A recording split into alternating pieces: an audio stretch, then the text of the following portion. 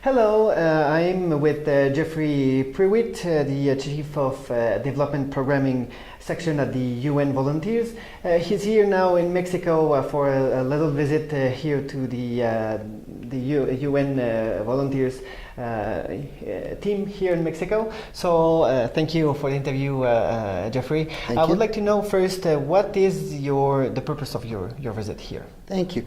Well, actually, this is part of a 3-country tour that I've taken of Latin America. I attended the Habitat 3 event in Quito last week, whereby I also witnessed the incredible contributions of volunteers to the recovery of the earthquake, which took place in April. Then I traveled to Panama City, whereby UN Volunteers has a regional office focused mainly on advancing our programmatic interests in supporting volunteerism throughout the region. And finally in Mexico, whereby we are establishing a field unit to provide additional support to our serving UN volunteers. Okay, perfect. We are improving the SDGs, the Sustainable Development Goals with the UN right now. I would like to know what is the importance of the volunteers to the achievement of the SDGs? Well, I mean, thank you. That's a very good question. As we embark upon Agenda 2030, I think one of the most significant slogans is "Leave nobody behind."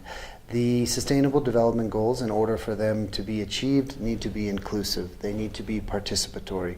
Volunteerism is one of the most basic social expressions of contributing to social good on behalf of peace and development.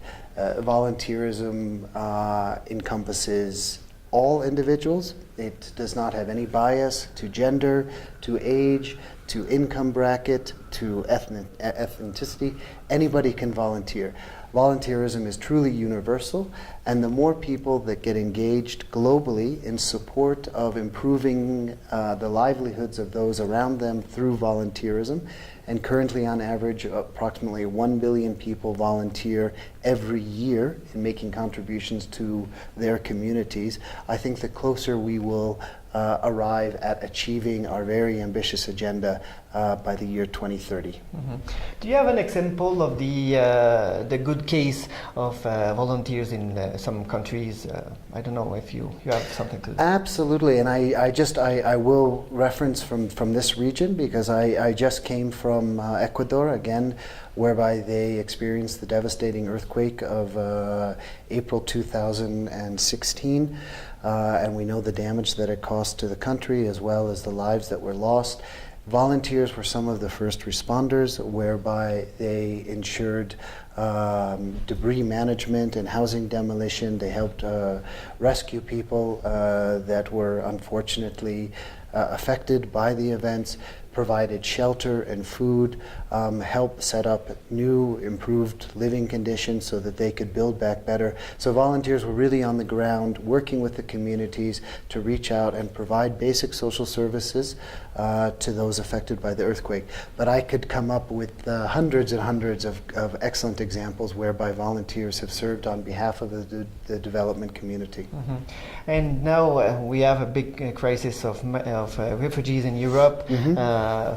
Conflicts in the Middle East, mm-hmm. and the situation also with Haiti with the Hurricane Matthew. Yes. So, what is the role of the volunteers in this case mm-hmm. To improve the situation of the population? Absolutely, and again, an excellent question, and in fact, each year, UN Volunteers provides an opportunity to 7,000 individuals, both nationals and internationals, to work with the international community, mainly UN host agencies. These volunteers come from 153 different countries and serve in over 120 countries globally. And we're happy to say that we don't entirely have gender parity, but 43% of our serving volunteers are women. Now, in response to some of the emerging crises, we currently have partnered with UN High Commissioner for Refugees in Europe to help manage the migrant and refugee crisis, whereby we're providing volunteers to serve in the case of, for example, protection and resettlement officers, to ensure that people have adequate access to shelter, that are receiving the information that they need to have a life of dignity in their new host communities.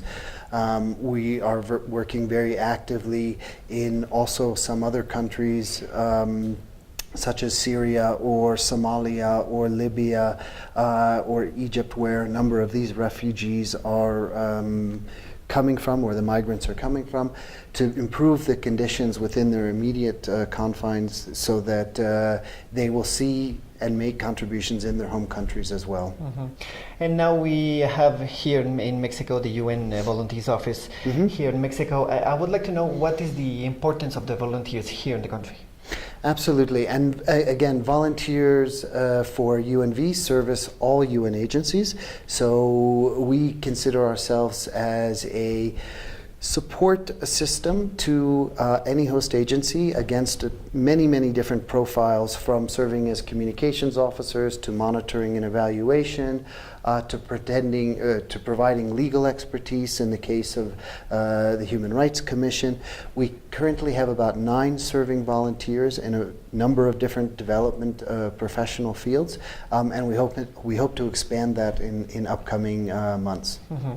And now I would like to know, if someone wants to be volunteer, how they can go, or where they have to register. Absolutely, and I would recommend, obviously, the first port of entry is at our webpage, which is unv.org, and thereby there's an instant access to information about how to become a volunteer. But of course, the supply far outstrips the demand. It is extremely competitive to become a volunteer, because many people want to make that contribution to the good offices of the UN, and therefore I also recommend online volunteering, whereby we have 11,000 online volunteers. They complete about 7,000 assignments per annum, and this can be done from the comfort of your own home. You simply register as an online volunteer, and if you want to, for example, serve in translation services for a country, say in South America, as a Mexican, you can provide translation services to a country in Guatemala. If you would like to support a campaign to mitigate gender-based violence in South Africa, you'd like to help provide information about web page design, this can all be done simply through an internet connection. So online volunteering is also an opportunity in addition to physical volunteering. Okay. And finally, what kind of people you are reaching for the to be volunteers? Everybody. I mean, the only stipulation that we have is you must be 18 years or older. But beyond that, volunteering is truly universal. We anticipate the average age of an international volunteer is 37, so they come with some years of professional experience, but we're not exclusive to also engaging youth, and in fact we're encouraging more youth to volunteer within the UN system. Okay, perfect. Geoffrey Prewitt, sorry. Yeah. Thank you for this interview, and thank you for your time also for this interview here in Mexico. Thank you. It was a real pleasure. Thank you. Thank you. Thank you.